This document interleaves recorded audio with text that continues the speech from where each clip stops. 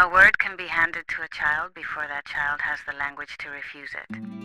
It settles in somewhere beneath the ribs until one day it begins answering to their name. Mine arrived early. It sounded like love, so I carried it the way you carry something breakable across a long room. I remember the shape of the sentence more than the room in which it was spoken. It began with if only. It ended with applied yourself. Everything tender in it lived somewhere in the middle, where nobody thought to look. The word was gifted. Strange word. A compliment spoken in the past tense about a life everyone expected you to live in the future. If you were that child, you already know its warmth. You know what it is to be described as more than you have done, more than you have become, perhaps more than you ever asked to be. At first, the warmth feels like sunlight, then it becomes weather. Eventually, it becomes a climate you must learn to survive. For a while, it felt like luck. The work came apart in my hands before I had finished sitting down with it. Answers arrived without introducing themselves. Praise arrived shortly after. Somewhere in those easy years, I learned something crooked. Effort belonged to other people, and struggle meant I had wandered into the wrong room. Everyone around me was quietly learning how to remain seated inside difficulty. I was learning how to leave. The wall arrives at a different age for everyone, but it always arrives. Mine was an ordinary page on an ordinary day. I read it 4 times, then a 5th, and still not one sentence agreed to stay. I remember looking at the words as though they had betrayed an arrangement between us. The fear that rose in my chest was not about the page. It was about the possibility that the word had been a clerical error. Somewhere inside me, a small clerk had already opened the file and begun searching for the moment the paperwork went wrong. Perhaps they had mistaken quickness for depth. Perhaps memory had dressed itself as intelligence. Perhaps I had been standing in shallow water all those years. Praise in myself for never having learned to swim. Comparison had been folded into the word from the beginning. That is the part nobody warns you about. To call a child gifted is not only to describe them, it is to measure them, and a measurement is never held alone. It is always the distance between one person and everyone standing nearby. Somewhere in those years, I was handed a drawing of a house with towers on it. Everyone who saw the drawing told me what a beautiful house it would become. Not one of us said anything about the stone. A small house can be raised in a good season with an ordinary amount of material. A house with towers asks for years. For most of those years, it will not resemble a house at all. It will look like a torn field, trenches opened in the earth, rain collecting wherever the foundation ought to be. Meanwhile, the people you began beside are already indoors. Their lights come on in the evening.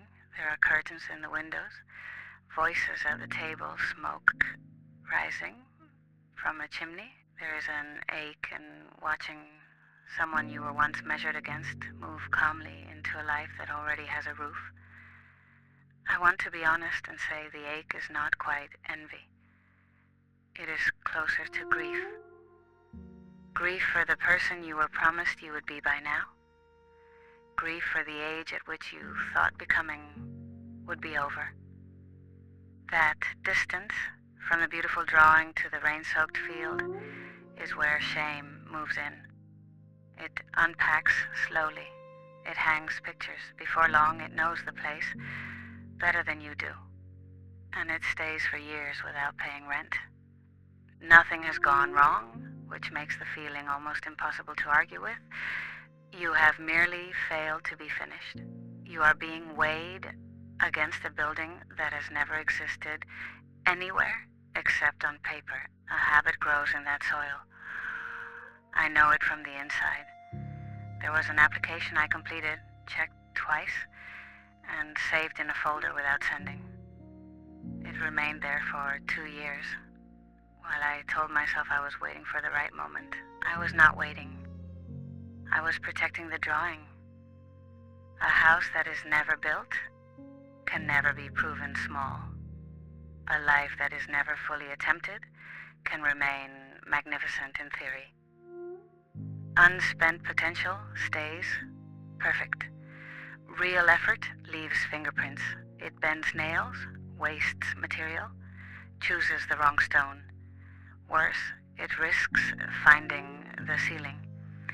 And the ceiling felt unbearable because a ceiling would mean the word had been wrong about me all along.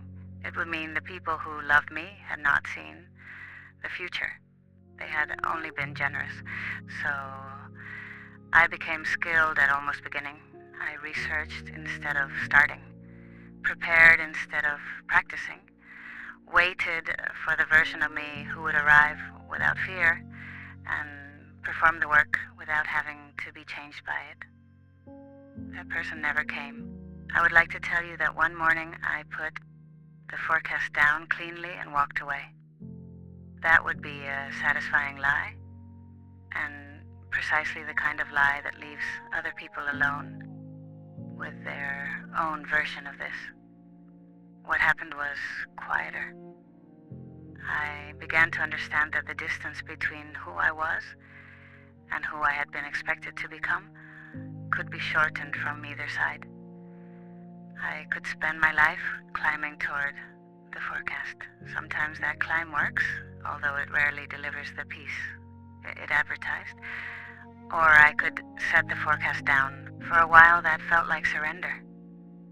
Then it felt like grief. Eventually it stopped feeling like anything except air. Everything I have made is exactly what I was capable of making with the fear I carried, the habits I had not built, and the hours I actually possessed. At first, that sentence sounded like defeat. Then one day, it turned over in my hands and became permission. Not permission to remain unfinished forever, permission to begin unfinished. Wanting cannot survive for long in a room crowded with shame. I would tell that child, the towers may come or they may not.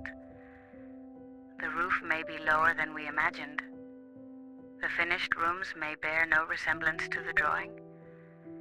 None of this will mean the life was wasted. You were never the house. You were never the forecast. You were the child standing in the open field, already worthy on every ordinary day, long before anything got built.